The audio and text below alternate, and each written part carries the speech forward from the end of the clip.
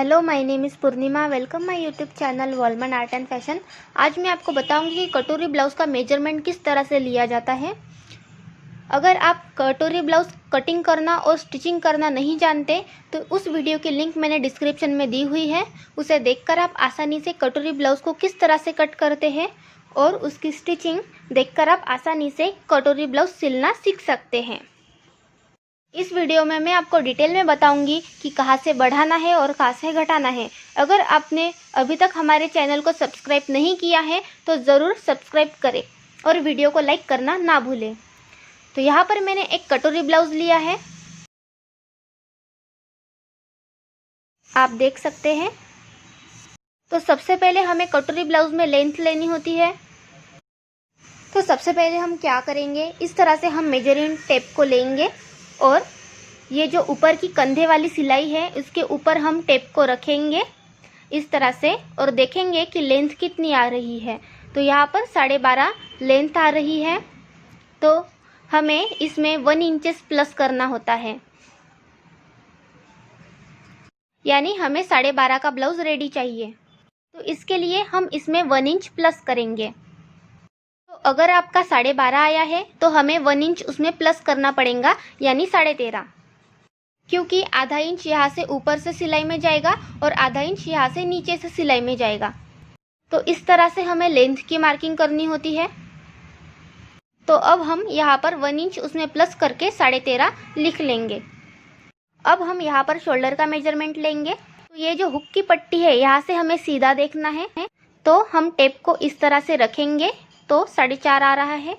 इसमें हमें 1 inch plus करना पड़ता है क्योंकि आधा इंच यहाँ से गले की तरफ से सिलाई में जाएगा और आधा इंच यहाँ से सिलाई में जाएगा।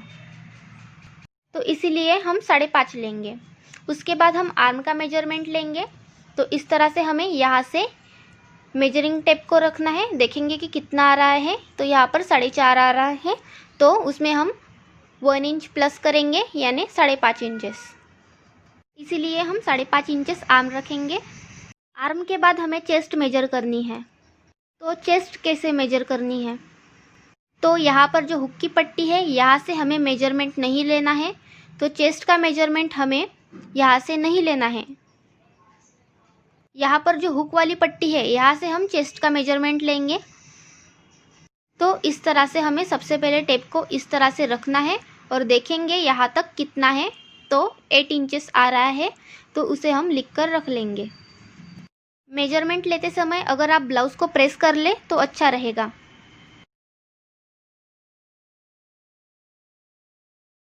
चेस्ट के बाद हम वेस्ट का मेजरमेंट लेंगे। इस तरह से टेप को यहाँ पर रखेंगे और देखेंगे कि कितना आ रहा है। तो यहाँ पर 7 इंचेस आ रहा है। इस तरह से हमें वेस्ट का मेजरमेंट लेना है। इसके बाद हम देखेंगे कि हमारा फ्रंट नेक कितना है। वैसे तो कटोरी ब्लाउज में फ्रंट नेक जो रहता है वो ज़्यादा बड़ा नहीं रहता। तो यहाँ पर 5 इंचेस है, इसमें हम आधा इंचेस प्लस करेंगे क्योंकि आधा इंच वो सिलाई में चला जाएगा। और जो बैक का गला है वो आप अपने हिसाब से रख सकते हैं, ज़्यादा चाहिए या फिर कितना कम चाहिए आप अपने हिसाब से बैक का गला रख सकते हैं। इसके बाद हम योक पट्टी का मेजरमेंट लेंगे। तो हमें इस सिलाई के पास से हमें योक पट्टी का मेजरमेंट लेना है। तो यहाँ पर हम मेजरिंग टेप को रखेंगे और देखेंगे कितना है। तो यहाँ पर 3 इंचेस आया है और यहाँ से देखेंगे तो यहाँ से 2.5 इंचेस। इस तरह से हमें योक पट्टी का मेजरमेंट लेना है। योक पट्टी के बाद हम कटोरी का मेजरमेंट लेंगे। जहाँ से हुक है वहाँ से ही हम कटोरी का मेजरमेंट लेंगे। याद रहे हमें इस साइड से कभी मेजरमेंट नहीं लेना है। अगर ले भी लिया तो यहाँ से यहाँ तक लेंगे। तो इस तरह से हमें टेप को रखना है और इस सिलाई तक हमें देखना है कितना आ रहा है। तो 5.25 इंचेस हमें लिख कर रख लेना है। तो इसके बाद हम लेंगे स्लीव्स का मेजरमेंट। तो इस तरह से हम सबसे पहले मेजरिंग टेप को इस सिलाई के पास रखेंगे और यहाँ तक देखेंगे तो 10.5 आ रहा है। इसमें हमें 1 इंचेस प्लस करना है, यानी 11.5, क्योंकि आधा इंच ये ऊपर से सिलाई में जाएगा और आधा इंच नीचे से सिलाई में जाएगा। तो बराबर से 11.5 हमें लिख कर रख लेना है। इसके बाद हम देखेंगे कि स्लीव्स राउंड कितना है, तो उसका सेकंड पार्ट हमें यहाँ पर रखना है। इस तरह से टेप को रखना है। तो 5 इंचेस आ रहा है, 1.5 इंचेस मार्जिन में चला जाएगा। इस तरह से हमें कटोरी ब्लाउज का मेजरमेंट लेना होता है। ये मेजरमेंट लेने का वीडियो अगर आपको पसंद आया हो तो ज़रूर लाइक करें, वीडियो को लाइक और चैनल को सब्सक्राइब करना ना भूलें।